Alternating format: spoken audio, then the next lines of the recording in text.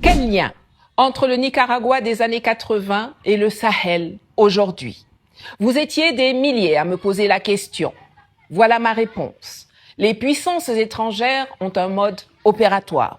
Il ne change jamais. Laissez-moi vous montrer la même page, lue 2 fois, à 40 ans d'intervalle. Parce que ce qui se passe au Sahel aujourd'hui, ils l'ont déjà fait à 10 000 kilomètres d'ici, par le passé.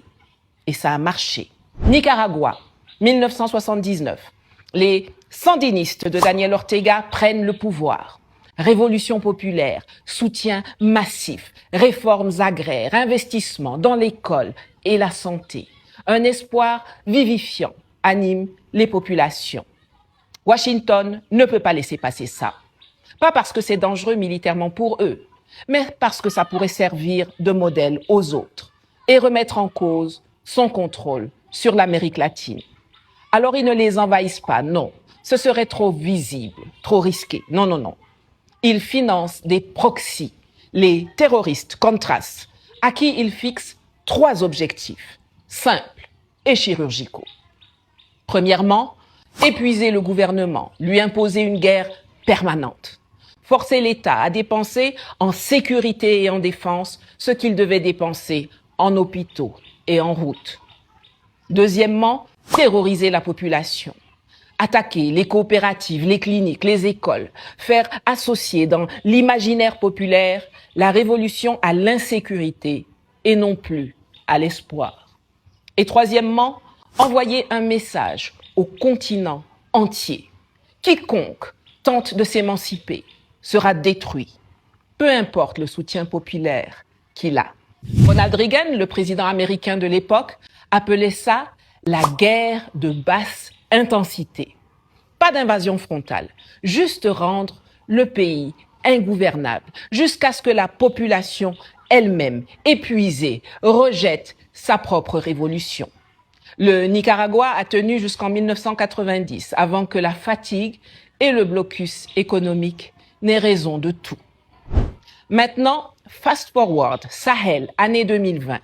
Les gouvernements de transition arrivent au pouvoir, d'abord au Mali, ensuite au Burkina et enfin au Niger.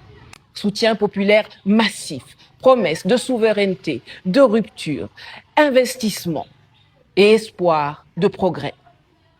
Et immédiatement, la guerre terroriste s'intensifie. Les groupes armés pullulent et se répandent, mieux équipés que jamais. Les budgets basculent vers la sécurité et la défense. Les chantiers sociaux ralentissent. Les populations commencent à douter. Les sanctions tombent. Les rapports négatifs s'accumulent. Les narratifs médiatiques mensongers se démultiplient. Et les pressions diplomatiques s'organisent. Même mécanique, même tempo, mêmes objectifs. Pas d'invasion frontale, juste une déstabilisation lente jusqu'à l'épuisement. Le nom des proxys a changé. Contras et America Watch, hier au Nicaragua. JNIM, FLA, EIGS et Human Rights Watch, aujourd'hui au Sahel. Les présidents occidentaux à la manœuvre aussi. Ronald Reagan, hier pour les États-Unis, Emmanuel Macron, aujourd'hui en France. Le reste, c'est du copier-coller. Il n'y a pas besoin de réunions secrètes, de complots élaborés. Juste une doctrine. La guerre de basse intensité, qui a fonctionné une fois et qu'on réutilise à l'infini, de Washington à Paris, de Bruxelles à Londres, en passant par Kiev. Pour moi, la différence entre les années 80 et aujourd'hui, ce n'est pas la puissance des ennemis, c'est la conscience de ceux qui résistent. Dis-moi en commentaire, est-ce que tu crois que le Sahel peut tenir là où le Nicaragua a cédé et pourquoi? Et si cette vidéo t'a appris quelque chose, alors n'oublie pas de liker et de partager pour que d'autres aussi voient clair. Je la dédie au général Sadio Camara, lâchement assassiné par des terroristes, non seulement financés et équipés par la France et l'Ukraine, mais qui disposaient aussi de relais à l'intérieur de l'appareil d'État. Les traîtres, la première urgence à éradiquer en Afrique. L'AES ou la mort, nous vaincrons.